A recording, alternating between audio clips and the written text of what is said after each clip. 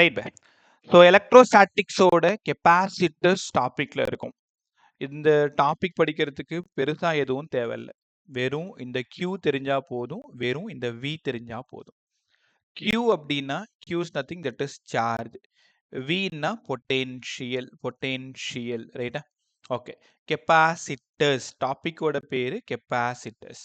இங்க பாருங்களேன், இது ஒரு plate. Let us consider a plate having a charge positive. இதுல பாசிட்டிவ் சார்ஜ் இருக்கு. உங்களுக்கு தெரியுமா, எங்கெல்லாம் சார்ஜ் இருக்கோ அங்கெல்லாம் பொட்டென்ஷியல் இருக்கும். Charge directly proportional to potential. Sir நாங்க நம்ப மாட்டோம், எங்க இருந்து இதை எடுத்துட்டு வந்தீங்க? ஞாபகம் இருக்கா உங்களுக்கு? Potential due to point charge சொல்லி கொடுத்தனே, V is proportional to Q னு கத்து கொடுத்தேன்ல, அங்க இருந்து V is proportional to Q. அப்போ நிறைய சார்ஜ் இருந்தா நிறைய பொட்டென்ஷியல் இருக்கும், கம்மியான சார்ஜ் இருந்தா கம்மியான பொட்டென்ஷியல் இருக்கும். இப்போ charge is directly proportional to potential ஆசர் பை இன்னைக்கு நீங்க கத்துக்கிட்ட first formula charge directly proportional to potential. பிசிக்ஸ்ல உங்களுக்கு நல்லா தெரியும், டைரக்ட்லி ப்ரொபோர்ஷனல் போடும்பொழுது ரைட் சைடில் ஒரு கான்ஸ்டன்ட் ஒன்று சேர்க்கணும், சிவி. இந்த சிக்கு ஒரு பேர் வைக்கலாமா? சியோட பேர் என்னன்னா கெப்பாசிட்டன்ஸ். மறந்துடாத, கெப்பாசிட்டர் வேற, கெப்பாசிட்டன்ஸ் வேற. Capacitance of a conductor. இந்த கண்டக்டரோட கெப்பாசிட்டன்ஸ் ரைட்டா? சரி, இன்னும் கொஞ்சம் நல்லா சொல்லுங்களேன். Q equal to CV. But நீ நோட்ஸ்லாம் எதுவும் எடுக்க வேணாம், கிளாஸை மட்டும் கவனி. இந்த PDF அப்படியே உனக்கு வந்துடும். சிக்கு பதிலா Q by V ரைட்டா? சிக்கு பதிலா Q by V. சரி, இது முதல்ல யூனிட் கற்றுக் கொடுங்க. யூனிட் சார்ஜ் உங்க எல்லாருக்கும் தெரியும், சார்ஜோட யூனிட் கூலும். Potential V. அப்ப கூலும் வோல்ட் -1. தெரியாம கூட ஸ்மால் சி போற்றக்கூடாது. Coulomb capital C. இல்லைன்னா இதோட யூனிட் சொல்லுங்க சார். 1 ஃபாரட் ரைட்டா? ஒரே நிமிஷம். 1 ஃபாரட். அப்ப யூனிட் ஆஃப் கெப்பாசிட்டன்ஸ் என்னடான்னு கேட்டா உங்க பதில் என்ன? ஃபாரட். இப்போ ப்ராப்ளம் சால்விங்க்கு உங்களுக்கு ரெண்டு விஷயம் நல்லா தேவைப்படுது. என்ன தெரியுமா? இங்க பாருங்களேன், ஒரு மைக்ரோ ஃபாரட்னு உங்க கொஷின்ல கொடுப்பாங்க. நீங்க என்ன பண்ணணும்? 10⁻⁻6 ஃபாரட்னு வச்சு சம்ம சால்வ் பண்ணணும். 1 milli farad, 10⁻⁻3 farad, 1 pico farad, 10⁻⁻12 farad, 1 நானோ ஃபாரட், 10⁻⁻9 ஃபாரட். எந்த இடத்துலையுமே 1 ஃபாரட்னு உனக்கு கொஷின்ல டேட்டாவே கொடுக்க மாட்டாங்க. ஈவன் போர்டா இருக்கட்டும், நீட் அண்ட் ஜேஇயா இருக்கட்டும். மைக்ரோ யூஸ் பண்ணுவாங்க, மில்லி யூஸ் பண்ணுவாங்க, பிகோ நானோ யூஸ் பண்ணுவாங்க. அந்த டைம்ல நீங்க என்ன பண்ணணும்? பவரை சால்வ் பண்ணி கொடுக்கணும் ரைட்டா? ஸோ யூனிட் கற்றுக்கிட்டோமா? So by unit of capacitance நல்லா தெரியும் சார் எங்களுக்கு. யூனிட் ஆஃப் கெப்பாசிட்டன்ஸ் ஃபாரட், அப்படி இல்லைன்னா கூலும் வோல்ட் -1 ரைட்டா? உங்களை ஏமாத்துற மாதிரி இப்போ ஒரு கேள்வி கேட்க போறேன். ஸோ யாரு சூப்பரா பதில் சொல்றீங்கன்னு பார்ப்போம். அதே மாதிரி ஆன்சர் தெரியலனாலும் கவலைப்படாது சார், தெரியலன்னா கற்றுக் கொடுத்தா முடிஞ்சு போச்சு ரைட்? ஒரே நிமிஷம். ஐரன், good evening ma'am. Right bye. So C equal to Q by V. யாரெல்லாம் கண்டுபிடிக்கிறீங்கன்னு பார்க்கவா? C equal to Q by V. சமீபத்தில் 2021 பக்கமா ஒரு நீட் செம்மு. Capacitance of a conductor is depends. Capacitance of a conductor is depends. இந்த மாதிரி ஒரு question. 4 option. Option ஏல charge, option பில பொட்டென்ஷியல், ஆப்ஷன் சில சார்ஜ் அண்ட் பொட்டென்ஷியல், ஆப்ஷன் டில நன்னு கொடுத்துருக்காங்க ரைட்டா? இதுல உங்களோட பதில் என்னவா இருக்கும்? நல்லா பாருங்க. இங்க C equal to Q by V இந்த ஃபார்முலா வச்சு இதுக்கு ஆன்சர் டிக் பண்ணுங்க. யார் சீக்கிரமா சொல்றீங்கன்னு பாக்குறேன். சீக்கிரம் பை. Option C sir. Option C. இது வேணுகோபாலோட பதில். வேற sir option D. Option D. இது யாருமா? Kanishka sir. Anushka, right by. கனிஷ்காவோட பதில். வேற பிரியா ப்ளீஸ். புரியல பை. Option A. Option A. இது யார் பதில்? Right by Karthik. வேற? So option C, sir. Option C. அர்ஜுனாடா? Anisha? Yes, Arjun, sir. Arjun. வேற? இன்னும் ஒன்னே ஒன்று தான் பாக்கி இருக்கு. அதையும் சொல்லிட்டீங்கன்னா நம்ம கிளாஸ்க்குள்ளார போயிடலாம். டக்குன்னு சொல்லுங்க. ஃப்ரீயா பேசு, பதில் சொல்லு. உனக்கு என்ன தோணுதோ சொல்லு. உன்னை என்ன பண்ண போறாங்க? 4ல யாரு? அவ்வளவுதானே? ட்ரை கூட பண்ண ரெடியா இல்லையா நீங்க? மத்தவங்க? ஏரின் சாரு, இங்க விஸ்ருதா வரைக்கும்.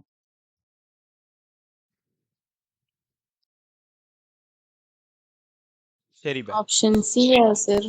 ஆப்ஷன் சி நிஷாந்தினியோடது. வேற? Option D, sir. Option D ஆமா? Yes, sir. ஓகே. இன்னும் பி மட்டும் யாரும் சொல்லல. ஓகே. நீங்க எப்படி யோசிக்கிறீங்கன்னா, இந்த சி சொன்னவங்க C equal to Q by V. நீ எப்படி யோசிக்கிறேன்னா C is proportional to Q, C is proportional to 1 by V. ஃபார்முலால 2 பேருமே இருக்காங்க. 2த்தையும் டிபெண்ட் பண்ணி இருக்காங்கன்றது ஆப்ஷன் சி யோசிச்சிருக்கீங்க. ஆப்ஷன் ஏவும் அந்த மாதிரி தான் யோசிக்கிறீங்க. ஆப்ஷன் பியும் அது மாதிரி தான் யோசிக்கிறீங்க. ரைட்டா? கனிஷ்கா உன்னோட எக்ஸ்பிளனேஷன்மா ஏன் நன்னு சொன்னீங்க? சார் சி வந்து ஒரு ப்ரொபோர்ஷனாலிட்டி கான்ஸ்டன்ட் தானே சார்? அவ்வளவுதாம்மா, சூப்பரா சொல்லிட்டீங்க. C equal to Q by V. பா ஒரு விஷயம் கவனிச்சிக்கலாம் நீங்க. Qவும் Vயும் தான் டைரக்ட்லி ப்ரொபோர்ஷனல். அங்க போட்ட C ஒரு கான்ஸ்டன்ட்.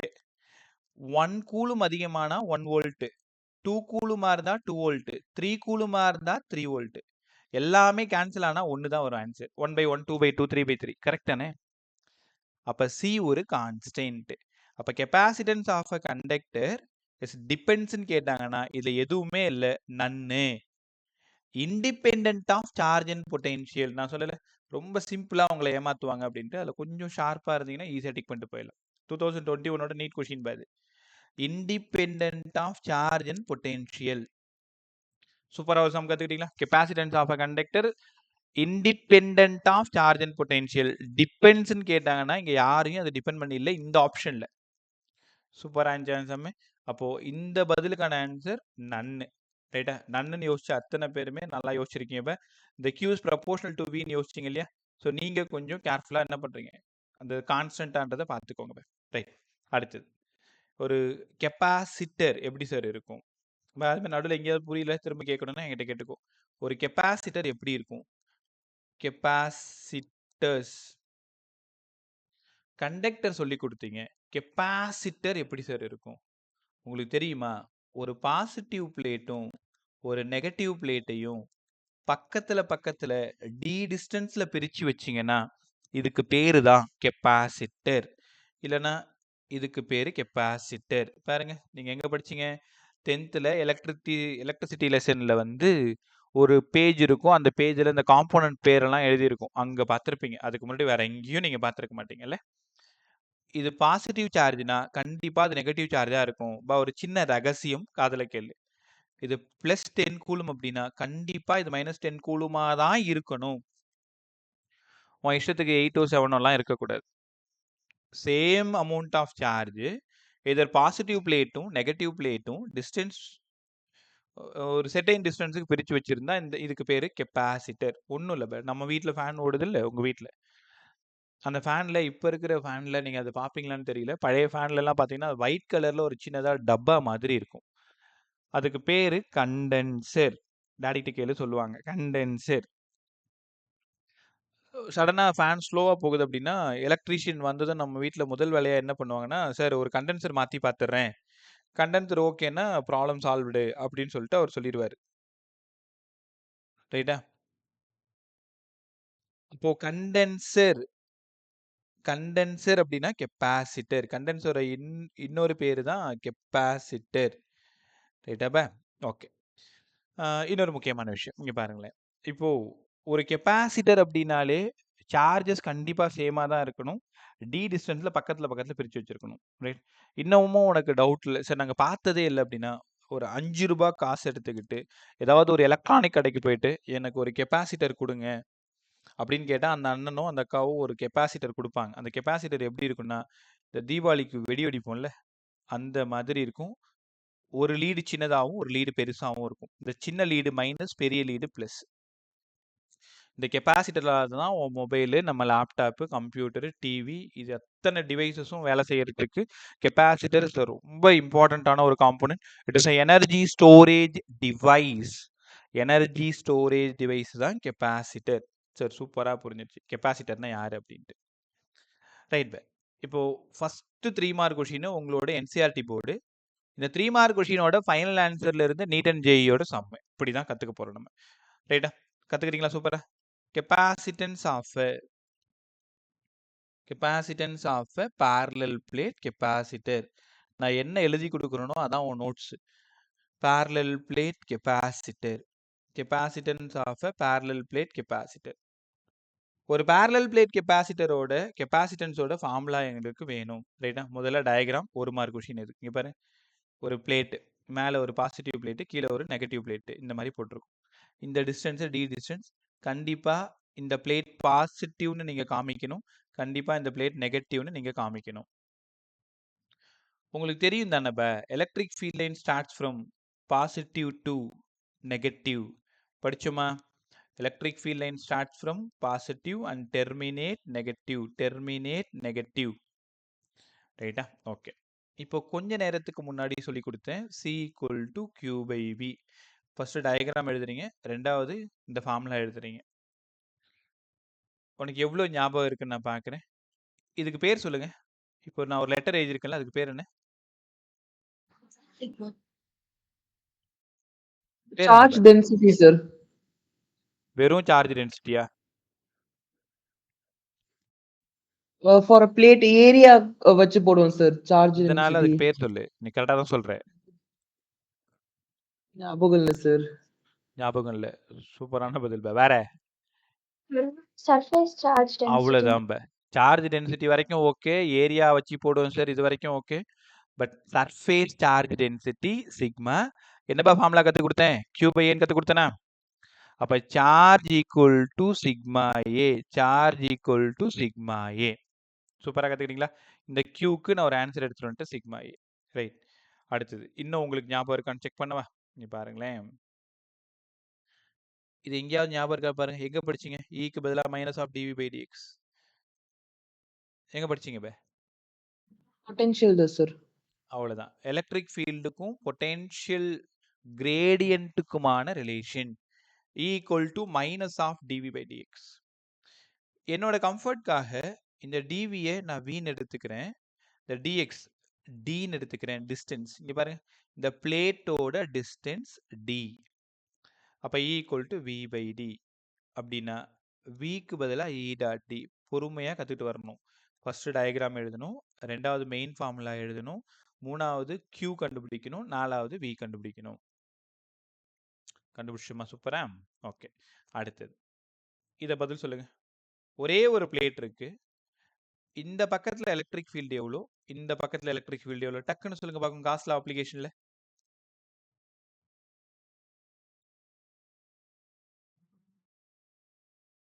சொல்லுங்க.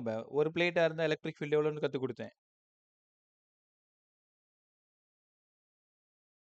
யாரும் ரிவைஸ் பண்ணல, மறந்துட்டீங்களா? சரி சிக்மா பை 2 எப்சிலான் நாட். இப்போ ஞாபகம் வந்துருச்சா? இந்த பக்கமும் சிக்மா பை 2 எப்சிலான் நாட். ஞாபகம் வந்துருச்சா? சரி, இதுக்காவது பதில் சொல்லு. 2 பிளேட் இருந்ததுன்னா அவுட் சைடில் ஃபீல்டு எவ்வளோ? 0 சார். அவ்வளோதான், 0. அவுட் சைடில் 0, இங்கேயும் 0. எக்ஸாக்ட் சென்டர் இந்த இடம் sigma by epsilon naught sir. அவ்வளோதான் சிக்மா பை எப்சிலான் நாட். உங்களால் புரிஞ்சிக்க முடியுதா? உணர முடியுதா? ஒரு பிளேட் இருந்ததுன்னா இந்த பக்கமோ சிக்மா பை 2 எப்சிலான் நாட். 2 பிளேட்டா இருந்ததுன்னா பெட்வீன்ல பை எப்சிலான் நாட், அந்த பக்கமும் இந்த பக்கமும் 0. இப்போ நம்ம பார்த்துட்டு இருக்கிறது parallel பிளேட் கெப்பாசிட்டர். அப்போ எக்ஸாக்டா இந்த சென்டர்ல சிக்மா பை எப்சிலான் நாட். கத்துக்கிட்டீங்களா? 2 பிளேட்டுக்கு நடுவுல எலக்ட்ரிக் ஃபீல்டோட value sigma by epsilon naught. ரைட்டா? ஓகே. ஸோ ஃபைனலாக எப்படி சார் நாங்கள் டிரைவ் பண்ணுறது? ஃபர்ஸ்ட் ஈக்குவேஷன் என்னப்பா கற்றுக் கொடுத்தேன்? Q by A. இதை எழுதிட்டீங்களா? கியூக்கு பதிலாக என்ன கண்டுபிடிச்சோம்? Sigma A. முடிச்சிட்டோமா? விக்கு பதிலாக என்ன கண்டுபிடிச்சோம்? E dot d. க்கு பதிலா என்ன கண்டுபிடிச்சோம்? Sigma by epsilon. அவ்வளவுதான், நம்ம வேலை முடிஞ்சு போச்சு. அடுத்த 2 நிமிஷத்துக்குள்ளார இந்த சம்ம சூப்பரா நம்ம படிச்சு முடிச்சிடலாம். இங்க பாருங்க, க்கு பதிலா சிக்மா ஏ, தப்பு பண்றேன், இங்க வி. q பை வி தானே, நான் q பை ஏன்னு எழுதுனேன். யாருமே நீங்க தப்பு பண்ணீங்கன்னு சார் சொல்லவே இல்லை. பரவாயில்ல. இந்த விக்கு பதிலா E dot d, C equal to sigma A by, இந்த க்கு பதிலா sigma by epsilon naught into ஒரு டி. இந்த சிக்மாவும் போயிடுச்சு. ஃபைனலா நம்ம தேடி வந்தது A epsilon naught by d, capacitance of a parallel plate capacitor. Formula சொல்லுங்க பாருங்க. இனிமேல் என்ன சொல்லணும்? A epsilon naught by d by இந்த எப்சிலான் நாட் வந்து கான்ஸ்டன்ட், உங்க எல்லாருக்கும் தெரியும், 8.854 இன்ட்டு 10 பவர் மைனஸ் 12. ஏன்றது area of the plate, 2 plate, area of the plate. D is nothing, distance between the plate, distance between the plate. So C equal to A epsilon naught by d, A epsilon naught by d. ரைட்டா? ஒரு நிமிஷத்துக்குள்ளார இந்த கொஷினை திரும்ப ஒரே ஒரு time கற்றுக் கொடுத்துறேன். பார்த்துக்கிறீங்களா? ஒன்றும் இல்லை, கொஷினோட பேர் capacitance of a parallel plate capacitor. இந்த மாதிரி பேரலல் பிளேட் போட்டுக்கணும். நான் தப்பாக போட்டேன், நீங்கள் சரியாக போடுங்க. டிஸ்டன்ஸ் பிட்வீன் த பிளேட் கண்டிப்பாக டின்னு எழுதணும். மேலே ஃபுல்லாக பாசிட்டிவ் சார்ஜ்னு எழுதி காமிக்கணும், கீழே நெகட்டிவ் சார்ஜ்னு எழுதி காமிக்கணும். எலக்ட்ரிக் ஃபீல்டோட டைரக்ஷன் பாசிட்டிவ் டு நெகட்டிவ் போகுதுன்னு சொல்லணும். ஃபார்முலா எழுதணும், q by V. Surface charge density க்கு பதிலாக சிக்மா ஏ. பொட்டென்ஷியல்னாலே எலக்ட்ரிக் ஃபீல்டையும் டிஸ்டன்ஸையும் மல்டிப்ளை பண்ணணும். பெட்வீன்ல எலக்ட்ரிக் ஃபீல்டு சிக்மா பை ஒரு எப்சிலான் நாட். டைரக்டா ஃபார்முலாக்குள்ள வந்தீங்கன்னா க்கு பதிலா சிக்மா ஏ, விக்கு பதிலா E dot d, sigma A by E dot d, sigma by epsilon naught into ஒரு டி. இந்த சிக்மாவும் போய் சேர்ந்துருச்சு. அப்ப C equal to A epsilon naught by டின்னு ரொம்ப அழகா கத்துக்கிட்டோம். தவிர்க்க முடியாத ஒரு 3 மார்க் கொஸ்டின் பா உங்களோட போர்டு, என்சிஆர்டி போர்டுக்கு. ரைட்டா? So C equal to A epsilon naught by D. Okay, இப்போ இந்த ஃபைனல் ஈக்குவேஷன் அவ்வளோதான், போர்ட் கான்செப்ட் முடிஞ்சது. இப்போ இந்த போர்ட் கான்செப்ட்ல இந்த ஃபைனல் ஈக்குவேஷன் வச்சு நீட் சம்மு, ஜேஇ சம்மு, தென் நம்மளை ஏமாத்துற மாதிரி ஏதாவது சம் இருக்கான்னு நம்ம ட்ரை பண்ண போகிறோம். ரைட்டா? ஓகே, முக்கியமாக ஒரு வார்த்தை, இந்த வார்த்தை உங்களுக்கு புரியுதுன்னு பாருங்களேன். Capacitance is directly proportional to area of the plate. Capacitance is inversely proportional to distance between the plate. இது ரெண்டுத்தையும் நீங்கள் எப்படி புரிஞ்சிக்கணும், எப்படி அதை உணரணும்னா, சரி இது ஒரு பிளேட்டு, கீழே இது ஒரு பிளேட்டு, இப்படி இருந்தால் தான் அது கெப்பாசிட்டர். உங்களுக்கு புரியறதுக்காக நான் இப்படி 2 கோடு போட்டு காமிக்கிறேன். ஆக்சுவலாக இங்கே ஒரு பிளேட் இருக்குன்னு அர்த்தம், இங்கே ஒரு பிளேட் இருக்குன்னு அர்த்தம். இப்படி இருந்தால் தான் அது கெப்பாசிட்டர். இந்த இடம் ஏரியா ஆஃப் த பிளேட், இந்த இடம் டிஸ்டன்ஸ் பிட்வீன் த பிளேட். யாராவது சொல்ல முடியுமா? ஏரியா ஆஃப் த பிளேட்டை நான் இன்க்ரீஸ் பண்ணா கெப்பாசிட்டன்ஸ் என்ன ஆகும்? இன்க்ரீஸ் ஆகும் சார். இன்க்ரீஸ் ஆகும், ஏன்னா டைரக்ட்லி ப்ரொபோர்ஷனல். டிஸ்டன்ஸ் பிட்வீன் த பிளேட்டை டிக்ரீஸ் பண்ணா கெப்பாசிட்டன்ஸ் என்ன ஆகும்?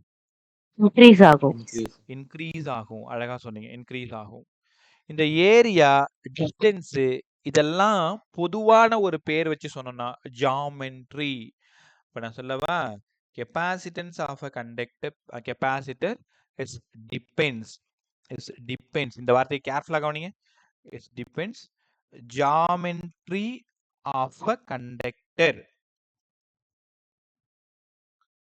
And nature of the medium. Geometry of the conductor and nature of the medium. முதல்ல இந்த லைன் எல்லாரும் படிங்க. இந்த கொஷினோட எண்டில் இந்த லைனை எழுதினாதான் உங்களுக்கு ஒரு மார்க்.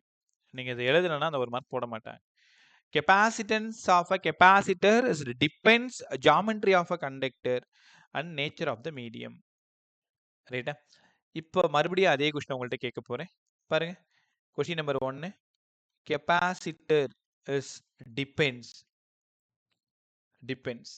ஆப்ஷன் ஏ வழக்கம் போல சார்ஜ், ஆப்ஷன் பி வழக்கம் போல பொட்டென்ஷியல், ஆப்ஷன் சியில் சார்ஜ் அண்ட் பொட்டென்ஷியல், ஆப்ஷன் டியில் நன் போடல, நன்னுக்கு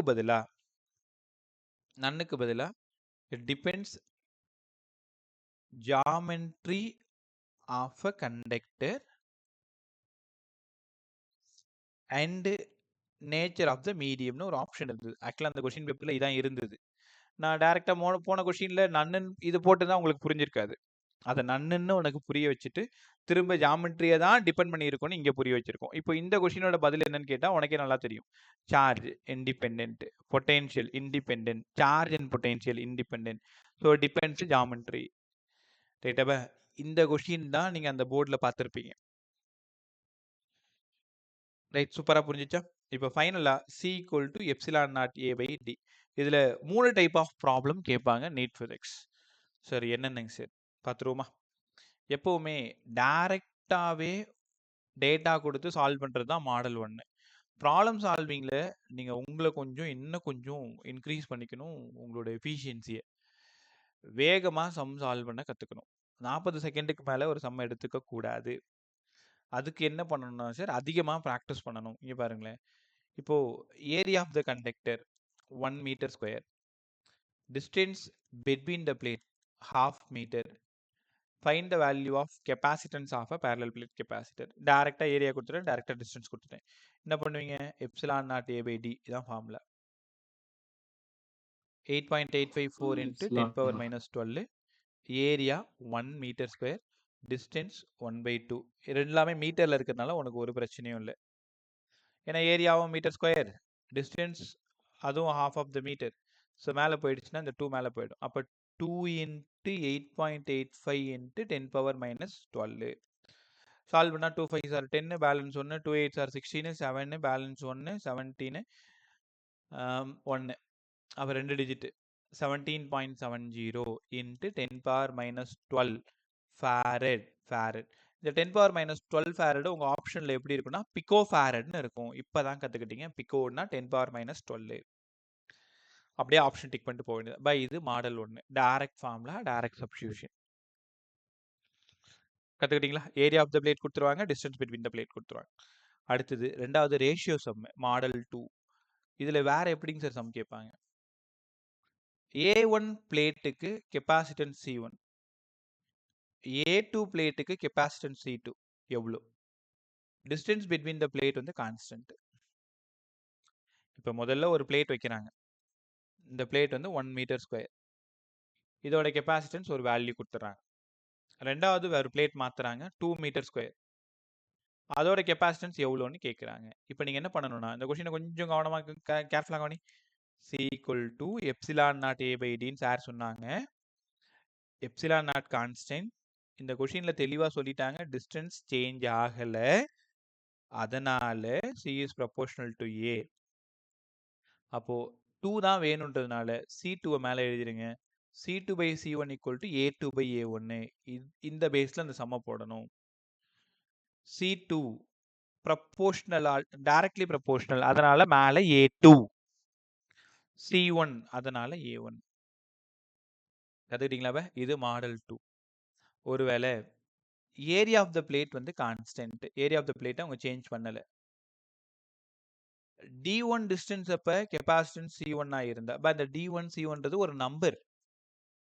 1/2 ஆஃப் த மீட்டரில் கெப்பாசிட்டன்ஸோட வேல்யூ 10. அப்போ 3/2ல கெப்பாசிட்டன்ஸ் எவ்வளோ? இதெல்லாம் நம்பர். உனக்கு புரிய வைக்கிறதுக்காக நான் ஜென்ரலாக சொல்லிட்டு இருக்கேன். D1 distance C1 capacitance, D2 distance C2 capacitance, area of the plate is constant. அப்போ C is proportional to 1/d தானே? சரி, ஏரியா கான்ஸ்டன்ட். ஏன் ஃபார்முலா சொல்லுங்க, ε0A/d. இதுக்கு யாராவது ரேஷியோ போடுங்க. இப்போ இந்த சம்முக்கு ரேஷியோ போடுங்க. எப்படி சால்வ் பண்ணணும்? Sir, C2/C1 is equal to D1/D2, sir. ஏன் D1/D2? Sir, inversely proportional, sir. அவ்வளோதான். பை இந்த சம்மில் அவசரத்தில் நீங்கள் என்ன பண்ணிடுவீங்கன்னா C2/C1 = D2/D1 எழுதிடுவீங்க. சின்ன சின்ன விஷயம் தான் உங்களை தப்பு பண்ண வைக்கிறது. இதுலெல்லாம் கவனமாக இருந்தீங்கன்னா தப்பு பண்ண மாட்டீங்க. So C2/C1 = D1/D2, C2/C1 = D1/D2. அப்போ D1 தெரியும், D2 தெரியும், C1 தெரியும், C2 தெரியும். இது மாடல் 3. இன்னொரு மாடல் தான் ரொம்ப ரொம்ப இம்பார்ட்டன்ட். இதை கற்றுக்கிட்டிங்கன்னா இதுக்கு மேலே இதில் ஒரு சம் கூட நீ போட்டு பார்க்க தேவையில்லை. எந்த சம் வந்தாலும் உன்னால் சால்வ் பண்ண முடியும். பார்த்துருவோமா? இங்கே பாருங்களேன்.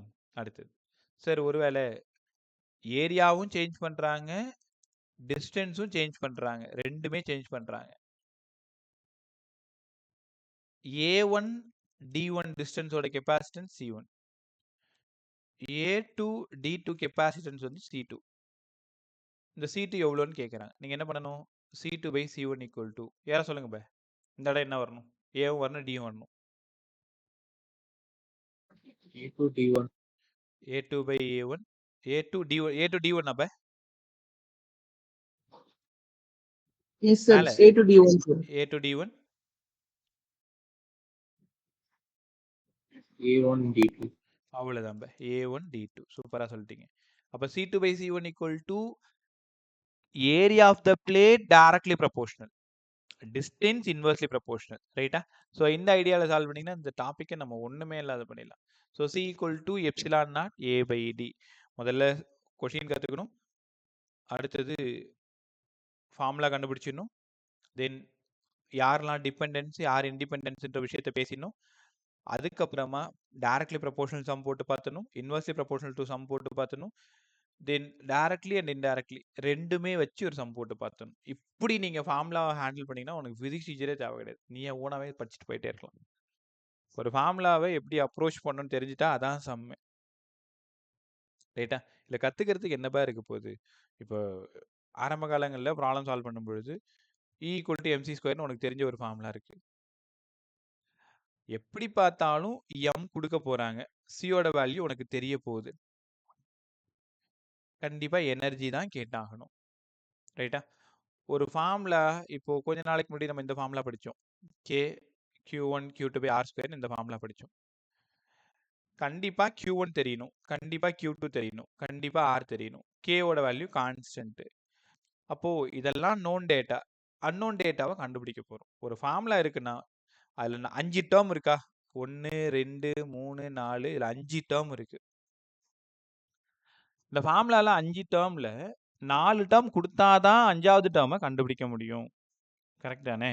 அப்போ கொஸ்டினை ஒழுங்கா ரீட் பண்ணணும், டேட்டா ஒழுங்கா எடுக்கணும், ஏதாவது ட்ரிக்கியா மறைச்சு வச்சிருக்காங்களான்னு பார்க்கணும். இந்த மாதிரி ப்ராக்டிஸ் பண்ணும்பொழுது எல்லா ஃபார்முலாவும் உன்னால ரொம்ப ஈஸியாக ஹேண்டில் பண்ண முடியும். சூப்பராக கற்றுக்கிட்டீங்களா? இது வரைக்கும் 2 ஃபார்முலா உங்களுக்கு இன்ட்ரோ கொடுத்துருக்கேன். C = Q/V, C = Q/V. ஒரு நிமிஷம். ஓகே, இன்னும் ஒரு கொஸ்டின் பார்த்துருமா? ஓகே, பாருங்களேன். C = Q/V ஒரு ஃபார்முலா முடிஞ்சிருச்சு, C = ε0 A/D ஒரு ஃபார்முலா முடிஞ்சிருச்சு. இது ரெண்டுத்தையும் பார்க்கும்பொழுது உனக்கு தோண வேண்டிய விஷயம், capacitance is independent of charge and potential, capacitance is depends geometry. அவ்வளோதான். ஃபர்ஸ்ட் ஃபார்முலா, செகண்ட் ஃபார்முலா முடிஞ்சிச்சா? அடுத்தது force between the parallel plate. Force between parallel plate. So இது போர்டுக்கு அவ்வளோ இம்பார்ட்டன்ட் கிடையாது, பட் நீட் அண்ட் ஜேஇ ரொம்ப ரொம்ப இம்பார்ட்டன்ட். காம்படிட்டிவ் சைடில் இந்த டாபிக் படிக்காமல் நீங்கள் அடுத்தது போகவே முடியாது. கற்றுக்கலாமா? Okay, force between the parallel plate. ஏன் சார் 2 பிளேட்டுக்கு நடுவில் ஃபோர்ஸ் வரணும்? பை இது ஒரு plate having a charge positive, இது ஒரு plate having a charge negative. உனக்கு நல்லா தெரியுது மேலே இருக்கக்கூடிய பாசிட்டிவ், கீழே இருக்கிறது நெகட்டிவ். அப்போ ஷியராக ஒரு அட்ராக்டிவ் ஃபோர்ஸ் 2 பேருக்கு நடுவில் இருக்கும். ஃபர்ஸ்ட் பிளேட்டு நான், ரெண்டாவது பிளேட் நீங்கள். என் பிளேட்டு உங்கள் பிளேட் மேலே ஒரு அட்ராக்டிவ் ஃபோர்ஸை கொடுக்குது, பதிலுக்கு உன்னோட பிளேட்டு என் பிளேட் மேலே அதே அட்ராக்டிவ் ஃபோர்ஸை தான் திருப்பி கொடுக்கும். என்ன சார் சொல்கிறீங்க? நான் உங்களுக்கு 10 நியூட்டன் கொடுத்தா பதிலுக்கு நீங்களும் எனக்கு 10 நியூட்டன் தான் கொடுப்பீங்க. பரவாயில்ல, நம்ம வாத்தியார் தானே, 2 நியூட்டன் சேர்த்து கொடுப்போம் அப்படின்னு 12 நியூட்டன்லாம் கொடுக்க முடியாது. ரைட்டா? ஸோ நானுமே உங்கள்கிட்ட கொடுக்கும்பொழுது அவ்வளோதான் கொடுக்க முடியும். Force between the parallel plate. உங்களுக்கு தெரியுமா, ஒரு கெப்பாசிட்டருக்குள்ள அந்த பிளேட் இருக்குல்ல, அதில் ஷியராக அட்ராக்டிவ் ஃபோர்ஸ் தான் இருக்கும். இப்போ நம்ம யாரை தேடி போயிட்டு இருக்கோம்னா அந்த அட்ராக்டிவ் ஃபோர்ஸை தேடி போயிட்டு இருக்கோம். போலாமா? அப்படியே பின்னாடியே வாங்க. அதுக்கு முன்னாடி எலக்ட்ரிக் ஃபீல்டுக்கு ஒரு ஃபார்முலா ஞாபகப்படுத்திடுறேன். Force experienced per unit positive charge. ஞாபகம் வச்சுச்சா? இந்த ஃபோர்ஸுக்கான ஃபார்முலா EQ. ஃபோர்ஸுக்கான ஃபார்முலா EQ. ரைட்? அப்போ எலக்ட்ரிக் ஃபீல்டு தெரியணும், சார்ஜ் தெரியணும், தெரிஞ்சால் உங்களால் ஃபோர்ஸ் கேல்குலேட் பண்ண முடியும். பார்த்துருமா? இங்கே பாருங்களேன். இப்போ முதல்ல நான் ஒரு பிளேட் எடுத்துக்கிறேன், ஒரே ஒரு பிளேட். இதுதான் அந்த ஒரு பிளேட். ஒரு பிளேட் என்ன சார்ஜ்? Positive charge. கரெக்டா? ரொம்ப அழகா சொல்லுங்க. இந்த பாசிட்டிவ் சார்ஜ் ஒரே ஒரு பிளேட். இங்க ஒரு புள்ளி வைக்கிறேன்ல, அந்த இடத்துல எலக்ட்ரிக் ஃபீல்டு எவ்வளவா இருக்கும்? சிக்மா பை 1 எப்சிலான் நாட்டா, சிக்மா பை 2 எப்சிலான் நாட்டா? பதில் சொல்லு.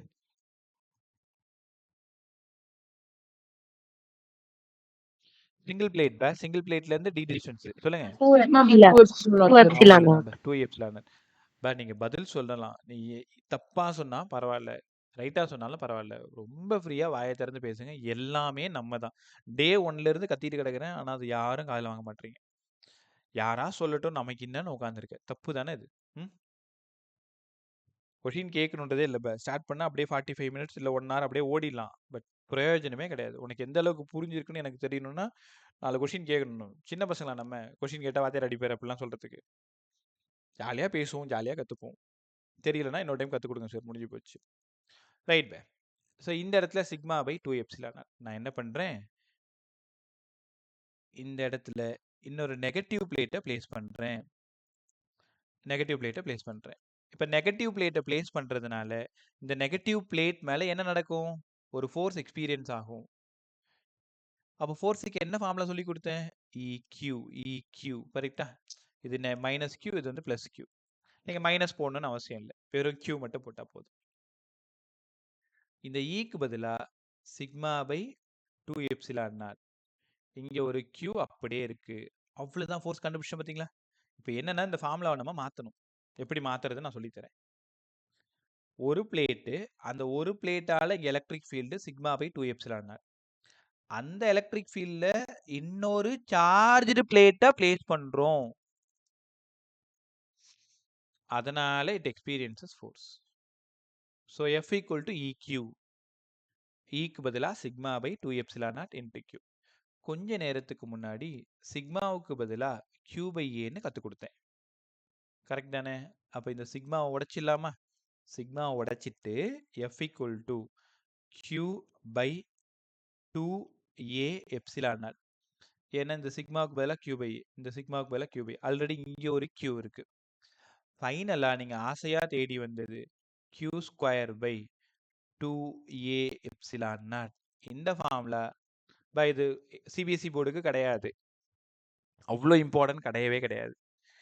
But NEET and JEE competitive போர்டுக்கு ஃபோர்ஸ் ஃபார்முலா கண்டிப்பாக தேவை. Q square by 2A epsilon naught, Q square by 2A epsilon naught. ரைட்டா? இல்லை சரி நாங்கள் ஃபார்முலா மட்டும் படிச்சுக்கிறேன்னா கூட இந்த டாபிக் எனக்கு கம்ஃபர்ட் தான். ஃபார்முலா கேட்டால் நீங்கள் சொல்ல தெரியணும், இந்த டாபிக் மட்டும். Force equal to Q square by 2A epsilon naught. சரி நாங்கள் சூப்பராக கற்றுக்கிட்டோம். இப்போது கொஞ்ச நேரத்துக்கு முன்னாடி சொல்லி கொடுத்தேன் சிக்கு பதிலாக கியூ பை வி. இப்போ லாஸ்ட் ஒரு 5 நிமிஷம் மட்டும் நல்லா கவனி. கியூக்கு பதிலாக சிவி, எஃப்க்கு பதிலாக C square V square by 2A epsilon naught. சரியா பாருங்க, கியூக்கு பதிலாக சிவி இல்லை, கியூக்கு பதிலாக சிவி. அதனால கியூ ஸ்கொயராக இருக்கிறதுனால சி ஸ்கொயர் வி ஸ்கொயர். நல்லா கற்றுக்கிட்டீங்களா? கதையில் ஒரு சின்ன ட்விஸ்ட்டு. கொஞ்ச நேரத்துக்கு முன்னாடி சிக்கு பதிலாக எப்சிலான் நாட் ஏ பை டின்னு சொன்னா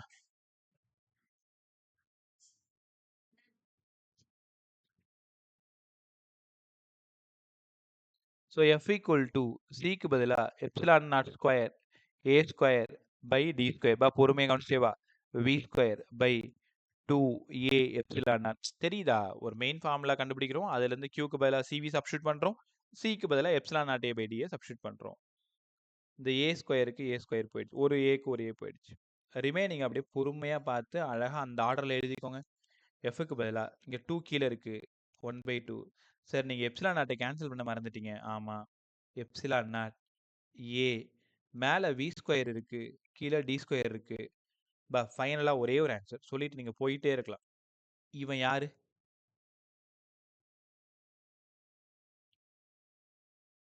அந்த V square by D square அவன் யாரு? கொஞ்ச நேரத்துக்கு முன்னாடி கூட சொன்னேன், யார் அவன்? V square by D square. Potential. புரியல பா? Potential, sir. Potential.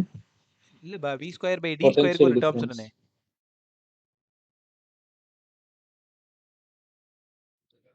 சார். ஈமா அவ்வளோதாம்மா, சூப்பராக சொல்லிட்டீங்க. இ ஸ்கொயர். பட் நான் என்ன கேட்குறேன்னு உங்களுக்கு புரியுதா? எலக்ட்ரிக் ஃபீல்டுக்கு வி பை டி, அப்போ இங்கே V square by D square இருக்கிறதுனால இந்த ஃபார்முலா. இந்த ஃபார்முலா அவ்வளோ important. 1/2 epsilon naught A E square. ரைட்டா? இந்த லாஸ்ட் பேஜ் மட்டும் கொஞ்சம் நல்லா படிச்சுக்கோ.